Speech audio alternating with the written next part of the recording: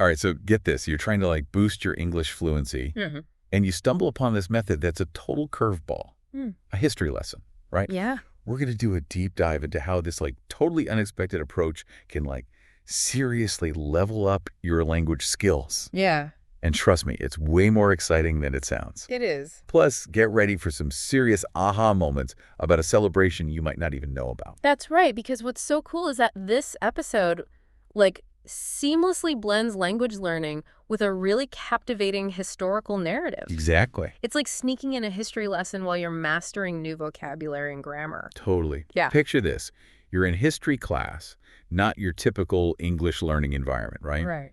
But that's what makes it so intriguing. Yeah. The class is all about International Workers' Day, May 1st. Now, does that date ring a bell? Maybe not. Right. But hold on, because here's the real question. Do you actually know why May 1st is such a big deal? That's a great question to start with, because May 1st, a major celebration in tons of countries around the world. But here's the thing. Yeah. It's not a national holiday in the U.S. Oh, interesting. And that little detail opens up a whole can of worms about workers' rights, historical struggles, and how different countries just view the world, you know? It's like a hidden history lesson right here in this English learning episode. Totally. And now we're going back in time to the late 19th century.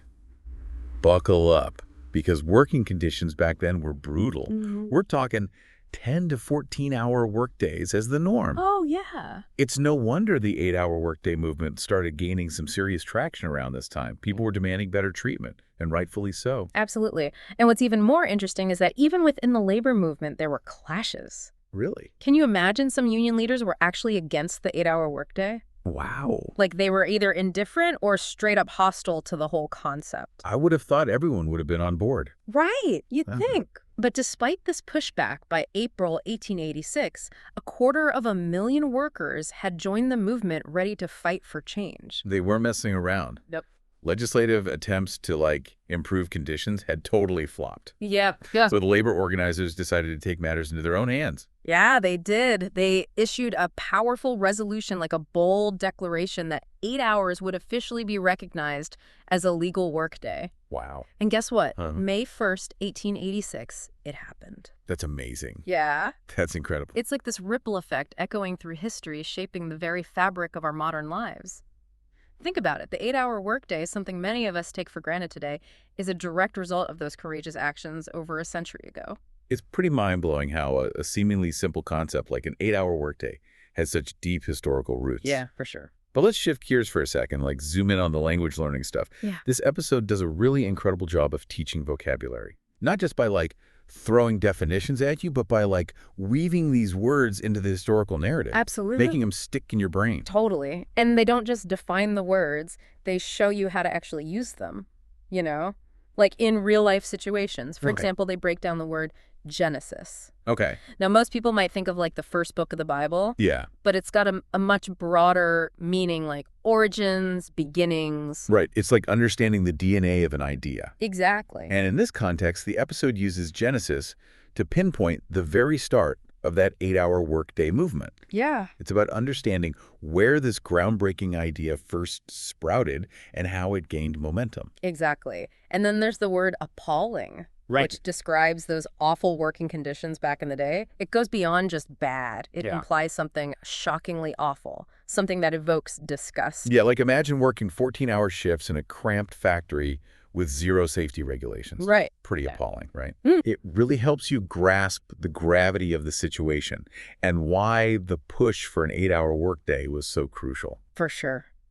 And speaking of pushback, the episode introduces the word hostility. Okay. To illustrate the resistance the movement faced. Some union leaders, believe it or not, actually viewed the 8-hour workday as a threat. Really? Talk about a plot twist. I know, right? You'd think everyone would be on board with like shorter work days. Yeah. But it just goes to show that even within a movement, there can be totally conflicting viewpoints. Totally. Wow. And that brings us to drastic measures. Think of it as like pulling out the big guns when nothing else works.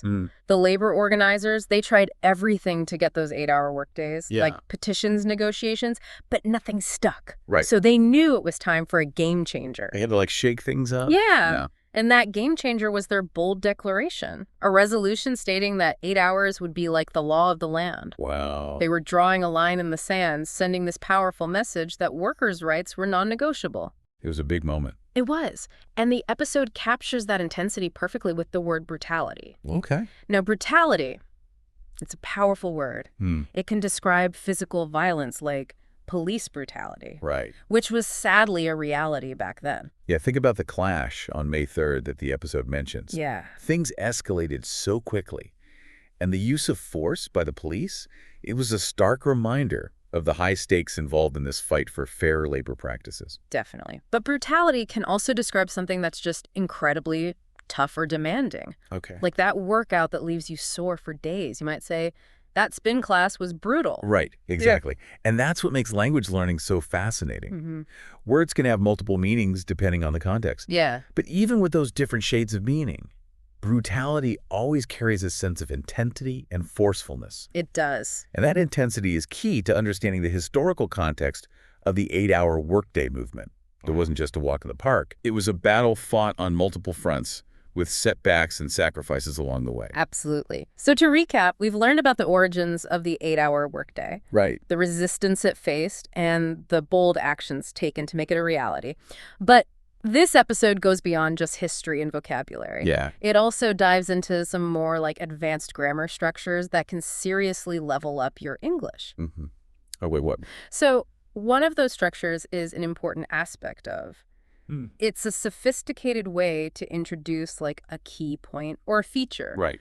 For example, you could say, clear communication is an important aspect of any successful relationship. Right. It adds a layer of nuance and precision to your language. Okay. It's like you're saying, listen up, this is a crucial piece of the puzzle. Exactly. And then there's the phrase, it's not enough to simply, Okay. which emphasizes that going above and beyond is necessary. Like you're setting a higher bar. Exactly. Right. Think of it like this. It's not enough to simply learn vocabulary. You also need to practice using those words in conversations. Right. You're taking it to the next level. Exactly. And then there's the future and the past, Okay. which might sound a little mind-bendy, Yeah. but it's actually super useful. It's how we describe something that was planned or expected to happen in the past. Okay, so like when the labor leaders declared that May 1st would be recognized as International Workers' Day, Yes. they were essentially using the future in the past. Mm. They were looking ahead and envisioning this future where this date would have this special significance. Exactly. It's such a powerful tool for storytelling and historical accounts. Yeah. It allows us to like step back in time and see the world through the eyes of those who came before us, understanding their hopes and aspirations. That's powerful.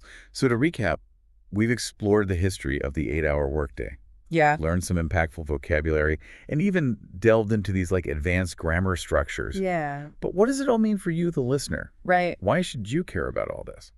Well, for starters, you now have a much deeper understanding of International Workers' Day. It's not just another day off.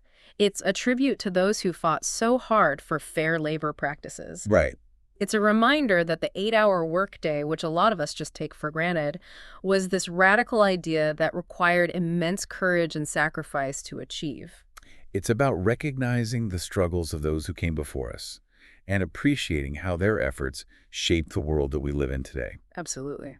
And on a more practical level, you've armed yourself with some seriously powerful vocabulary. Yeah. Words like genesis, appalling, hostility, drastic measures, and brutality. These aren't just words that you'll find in a textbook. Right. These are words that can actually help you express yourself more clearly and effectively in everyday conversations. Exactly.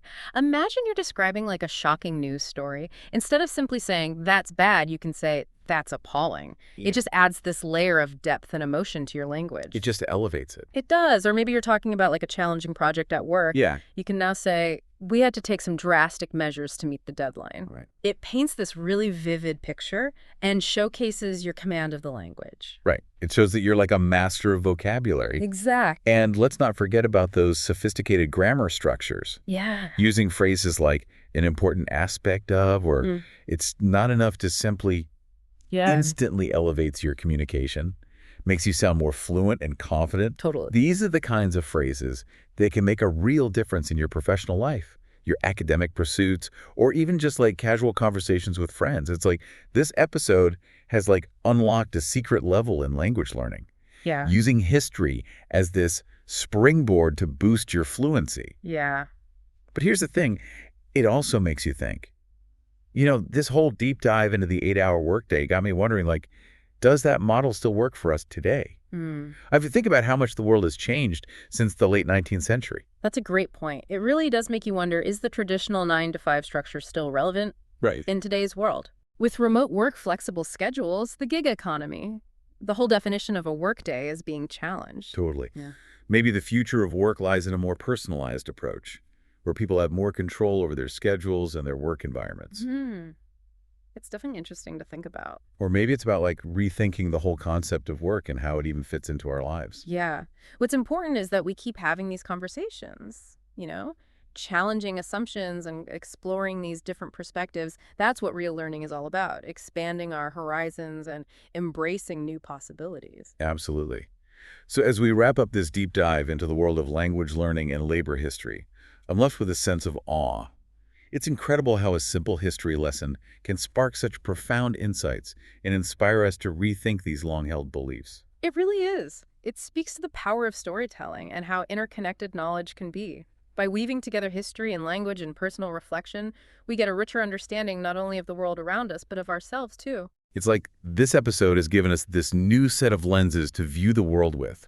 And I, for one, am so excited to see where this newfound perspective takes me. And remember, this is just the start of your language learning journey.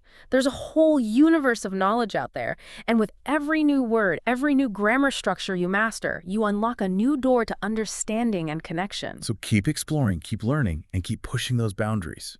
Who knows what fascinating discoveries are waiting for you? Until next time, happy learning.